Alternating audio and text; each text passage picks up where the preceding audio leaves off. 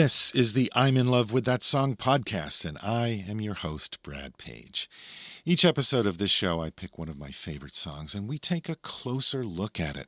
I'm not talking about clinical dissection of the song. We're not getting into music theory here. We're just looking at how the song was put together, how it was performed and recorded, what was the history, where it came from.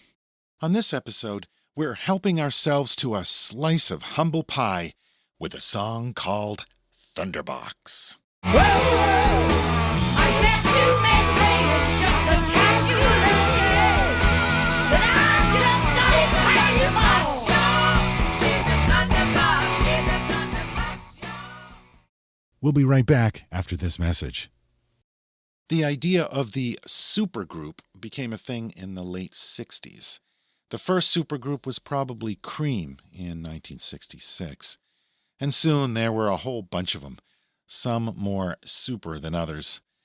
Humble Pie was one of the early British supergroups formed in 1969, when Steve Marriott left the Small Faces to start a new band with Peter Frampton, who had just left his band called The Herd. They were both tired of being marketed as teen idols and wanted to be seen as serious musicians. They recruited Greg Ridley, who was playing bass for Spooky Tooth, and one relative newcomer, a 17-year-old drummer named Jerry Sherlie. They released their debut album in August 1969. It's a mix of blues rock and acoustic tracks. Interestingly, this is one of the first, probably not the first, but one of the first albums to be referred to as heavy metal. It was in a review in Rolling Stone magazine that heavy metal was one of the terms used to describe this album, though nobody today would listen to this album and think of it as heavy metal. A second album followed that was more acoustic-y than the first, and to be honest, I'm not really a big fan of those first two albums, but they were exploring, trying to find their sound. It wasn't until their fourth album, called Rock On, that they really hit on a winning formula.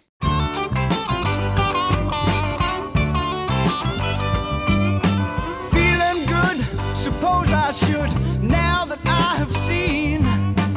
I can hear and I can talk, some people ain't too keen. They tread on your feet, no conscience can be seen. How do you do? The brick wall said and later broken too. Knowing that you're right, we'll show you the light. Knowing when you're done wrong, feeling bad with fright.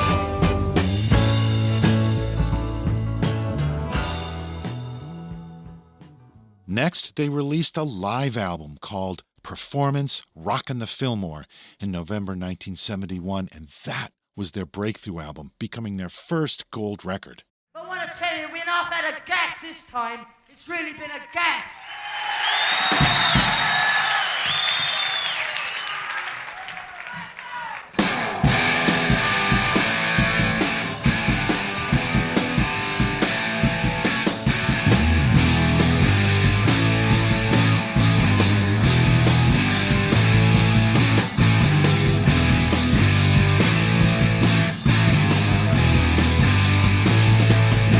I don't need no doctor if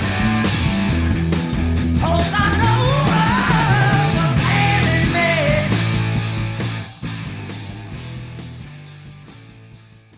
And then Peter Frampton quit. He was replaced by Clem Clemson from the band Coliseum. With Clem in the band, they continued to move in a heavier direction, and Steve Marriott moved firmly into the spotlight. Next, they recorded an album called Smokin', which was their biggest hit yet, but it also turned out to be their commercial peak. I got my head in a cloud. I stand out in a crowd. I wanna sing it loud.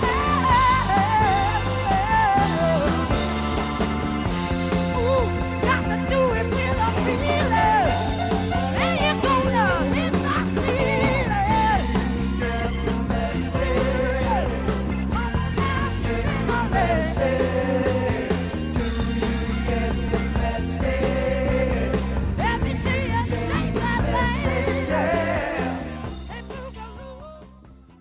That's Stephen Stills singing the background vocals on that track, Hot and Nasty.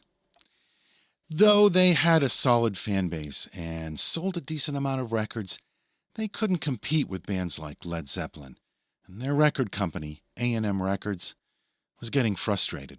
Humble Pie responded with a massive double album that was all over the place. One side was all original material, one side was all classic R&B songs, side 3 was more acoustic stuff, and side 4 was a full-on rockin' live concert recording. Black coffee is my name. Black coffee, not a thing. Black coffee, freshly ground and fully packed. Hot black coffee, well, that's where it's at. Mean it. Way back yonder, but I don't know when. See, I got to move out before I was 10. You see, my skin is white, but my soul is black. So hot black coffee, that's where it's at. Black coffee, that's what I'm talking about, boys. Black coffee, that's what I mean. We talked about Steve Marriott on this podcast before, back in episode 54 on the Small Faces and Tin Soldier. Despite being a short, white British kid, Steve Marriott loved R&B music and could belt out a soulful vocal like nobody. He always wanted to have a group of female backing singers in the band, and around this time he finally got his wish. Venetta Fields, Clydie King, and Sherlie Matthews, who was later replaced by Billy Barnum, became the Blackberries and joined Humble Pie in the studio and on stage. And these women were legit. Venetta Fields worked with Ike and Tina Turner, recorded with Pink Floyd and the Rolling Stones, just to name a few. Clydie King had been a member of the Raylettes with Ray Charles and would go on to work with Bob Dylan and Elton John. These singers were the real deal. Unfortunately, that double album fell short of the commercial success of their previous albums, so under pressure, the band returned to the studio to make their next record. They ended up with 12 tracks, only 4 of them were originals, the rest were covers. It seemed like the band was running out of steam. And let's face it, the drugs and the alcohol were definitely taking a toll. They released that album in February 1974. It was called Thunderbox. Thunderbox is a slang term from the 17th century for a toilet. That gives you some idea of where the band's heads were at and their sense of humor. The album cover was a wooden door with a die-cut keyhole that you could peek through to see, well, you figure it out. It may be inappropriate and immature, but it's one of my all-time favorite record covers. The song Thunderbox is the first song on the album, and it opens the record with the kind of guitar riff that I am an absolute sucker for. A few seconds of that riff, and I am hooked. Then you add those backing vocals by the Blackberries, and I'm all in.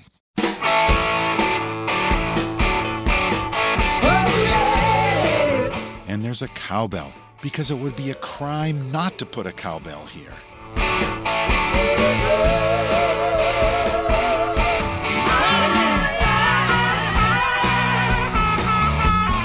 There's a quick key change higher, which ups the ante, and then Steve Marriott says, "Wait a minute," and starts wailing on the harmonica.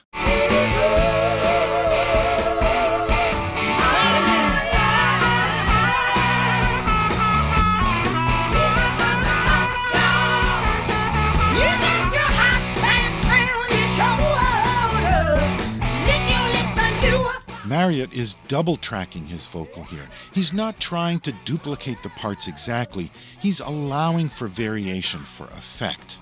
You can see for yourself, I got a clean bill of hell. I ain't never seen a Thunderbox.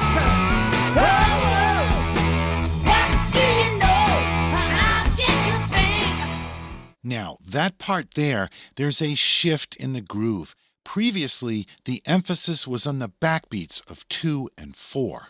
1, 2, 3, 4. 1, 2, 3, 4. In this section, the emphasis has switched to beats 1 and 3. 1, 2, 3, 4. 1, 2, 3, 4.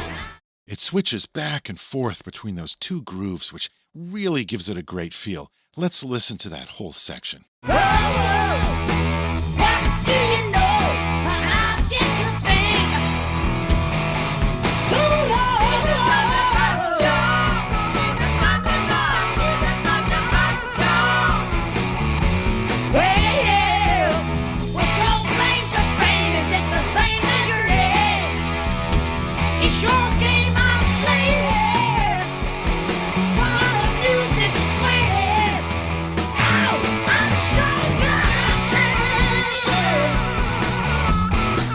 Someone's playing a shaker here.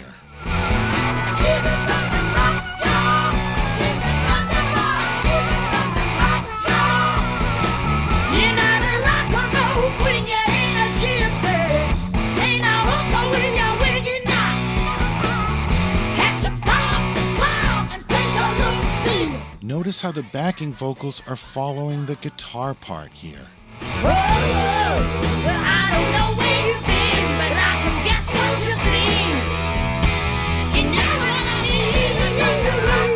I love this harmonica lick here.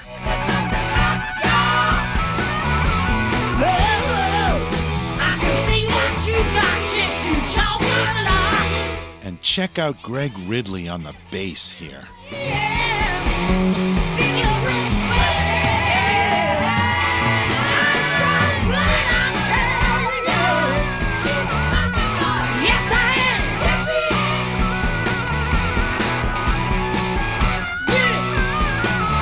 Here's a great guitar riff and a great vocal by Marriott. Some say you're from Dallas, and you're hooked on polka dance. But I think I'll be among you from Louisiana, right about New Orleans. Listen to the beat Jerry Sherlie is laying down, especially his snare drum work.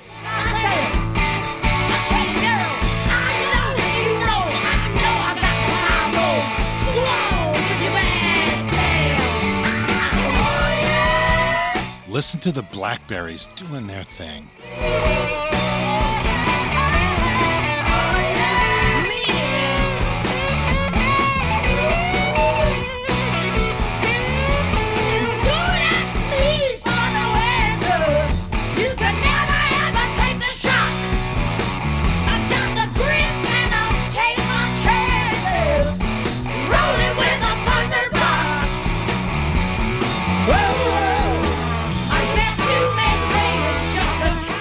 Notice how the shaker comes up in the mix just for this little section.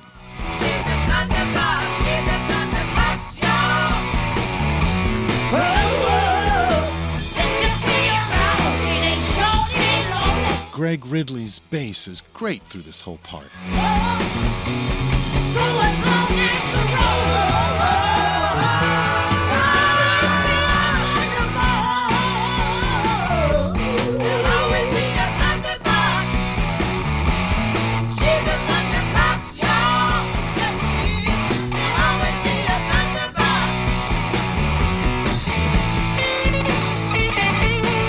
The Blackberries' backing vocals are really what makes this section work.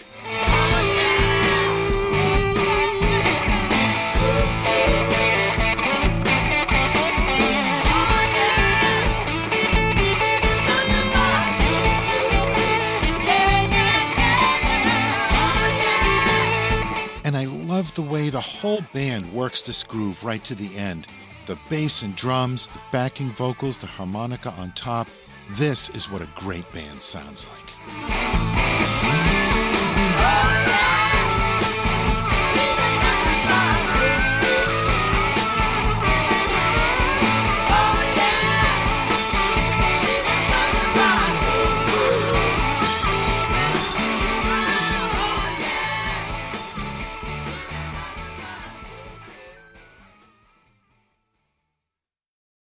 Thunderbox by Humble Pie. The album of the same name was a stiff. It didn't even reach the top 50 and sank into obscurity. The band was spent creatively and financially, and when they took some time off to figure out their next move, their manager and record company literally stole a bunch of demos and rough tracks from Marriott's studio and released it as a half-assed album called Street Rats without the band's input. That album was a commercial disaster. The band hated the record, and it ended up being the final nail in the coffin for Humble Pie. They broke up soon after. The years that followed were tough for Steve Marriott. New bands and old reunions came and went, but nothing caught on. Marriott spent most of the 1980s in relative obscurity. Former Humble Pie member Peter Frampton became massively successful, of course, but by the 80s, his star faded too. In 1990, Frampton reached out to Marriott to see if he'd be interested in working together. It had been almost 20 years since they went their separate ways. But when they reconnected, it clicked right away. They wrote a new song together on their first day back. Marriott joined Frampton in L.A. to continue writing, put a band together, and get a record deal. Everything was falling into place. On April 20th, 1991, Marriott and his wife flew back to England to wrap up a few things. They arrived home jet-lagged and exhausted, but excited about the prospects. And they invited a friend to dinner to celebrate. Then they went back to his place after. Eventually, they were too tired to party anymore and crashed at his place. But then Marriott woke up and wanted to go home to sleep in his own bed. So he left his wife behind and took a cab home. He settled into his own bed with a drink and a cigarette. He passed out and then awoke to find the room on fire. With the smoke filling his lungs, he frantically tried to escape, but in a daze, he opened the wrong door and stumbled into a closet by mistake and collapsed. That's where the firemen found his body. The fire was caused by that last cigarette. Steve Marriott was 44 years old. Greg Ridley died from pneumonia in 2003 at the age of 56. But Clem Clemson, Jerry Sherlie, and Peter Frampton are still alive today. Around my desk, where I record this podcast, are a few mementos that I like to keep around. One of them is an old promotional photograph of Humble Pie and the Blackberries taken around the time of this album. Things hadn't quite fallen apart for Humble Pie at that point, though the problems were there. But times were good in this picture. 4 long-haired white guys and 3 black women embracing and mugging for the camera. This looks like the band that you want to be in. That'll do it for this episode of the I'm in Love with That Song podcast. I'll be back in about 2 weeks with another episode. If you'd like to catch up on all our previous episodes, you can find them all on our website, lovethatsongpodcast.com. You can connect with us on Facebook. Just search for the I'm in Love with That Song podcast. You'll find us there. Or you can follow the show on Twitter, along with a bunch of other great podcasts, at PopStaffTweets. This show is part of the Pantheon Podcast Network, home to many great music-related shows. Be sure to check them out. Thanks for listening. Here's Humble Pie one more time with Thunderbox.